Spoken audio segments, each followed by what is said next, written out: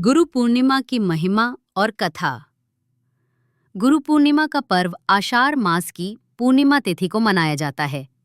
यह दिन गुरु की महिमा का बखान करता है और गुरु शिष्य परंपरा को सम्मान देने का अवसर प्रदान करता है। इस दिन गुरु की पूजा कर शिष्य आभार व्यक्त करते हैं, क्योंकि गुरु ही जीवन का मार्गदर्शक होता है, जो अज्ञान के अंधकार से ज्ञान के प्रकाश की ओर ले जाता है। गुरु पूर्णिमा का पौराणिक महत्व प्राचीन काल में महर्षि वेदव्यास ने इस दिन चारों वेदों, 18 पुराणों, महाभारत और श्रीमद् भागवत जैसी महान ग्रंथों की रचना पूरी की थी। इसलिए इस दिन को व्यास पूर्णिमा भी कहा जाता है। वेद व्यास जी को समस्त गुरु परंपरा का आदि गुरु माना जाता है। कहा जाता है कि इसी दिन भगवान शिव ने सप्त ऋषियों को योग विद्या प्रदान की थी और उन्हें सृष्टि के ज्ञान का प्रसार करने का आदेश दिया था। इस कारण ये दिन गुरु शिष्य परंपरा की शुरुआत का प्रतीक भी है। गुरु पूर्णिमा की कथा प्राचीन समय में एक बालक बालकृष्ण अपनी माता के साथ एक ऋषि के आश्रम में गया। वहां उसने गुरु की महिमा और ज्ञान का महत्व जाना। बालकृष्ण ने गुरु से शिक्षा प्राप्त करने की इच्छा जताई। गुरु ने उसे साधना, सेवा और विनम्रता का महत्व समझाया। बालकृष्ण ने वर्षों तक अपने गुरु की सेवा की, उनके आदेशों का पालन किया और कठोर साधना की। अंततः गुरु ने उसे आशीर्वाद दिया और कहा, हे वत्स, आज से तू ज्ञान के मार्ग पर अग्रसर होगा। तेरा जीवन लोक कल्याण में व्यतीत होगा।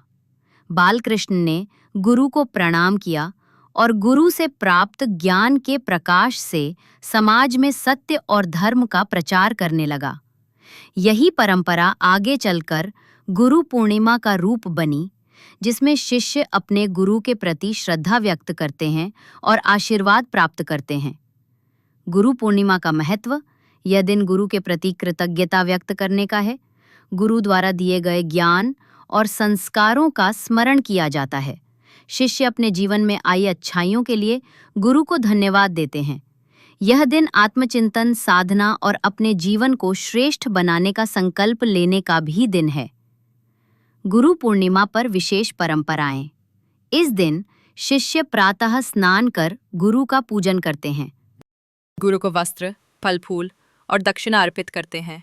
गुरु की चरण वंदना कर आशीर्वाद प्राप्त करते हैं। आश्रमों और मंदिरों में विशेष सत्संग और प्रवचन होते हैं।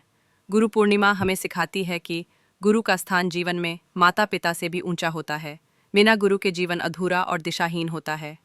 सच्चा शिष्य वही है जो गुरु के उपदेशों पर आचरण करता है। प्रातः ब्रह्म मुहूर्त में उठें और स्नान करें। स्वच्छ वस्त्र धारण करें।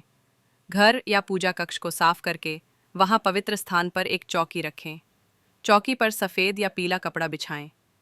उस पर अपने गुरु वेदव्यास जी, भगवान शिव या अपने इष्ट देव का चित्र या प्रतिमा स्थापित करें।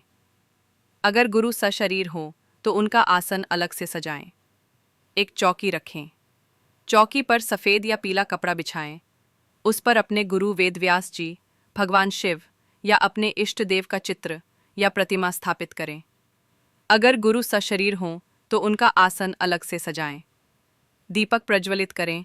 घी या तिल के तेल का दीपक जलाकर पूजा प्रारंभ करें। आचमन और संकल्प लें। पवित्र जल से आचमन करें और संकल्प लें, आज मैं गुरु पूर्णिमा के पावन अवसर पर श्रद्धा और भक्ति से गुरु पूजन करूंगा। उनके आशीर्वाद से जीवन में सफलता और सद्गुण प्राप्त करूंगा। गुरु के चरणों का पूजन करें।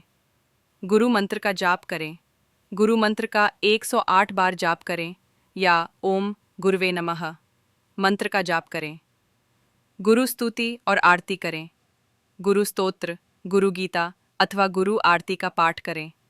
घंटी बजाकर और शंखनाद करके आरती करें।